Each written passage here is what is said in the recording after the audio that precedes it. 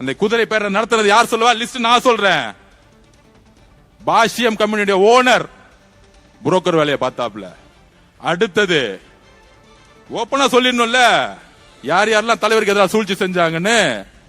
பாஷ்யம் கம்பெனியுடைய owner real estate வேலையை பார்க்காம ஆட்சி மாற்றத்துக்கு இங்க உட்காந்துக்கிட்டு கவர்னரோட சேர்ந்து உட்கார்ந்துட்டு சேர்ந்தது ஒரு கம்பெனியோட நிறுவனர்.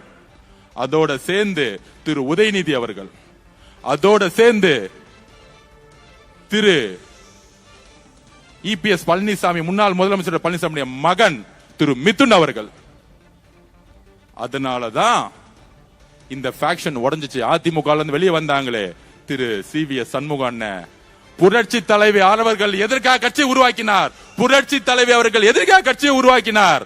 இந்த திமுக சீய கட்சியை ஒழிக்க.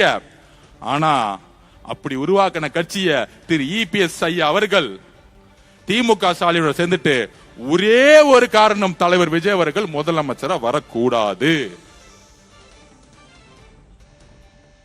திமுக போட்டு விவாதம் பண்ணிட்டு இருக்காங்க. இந்த புரட்சிக்கு காரணம் என்ன? இந்த தோல்விக்கு காரணம் என்ன?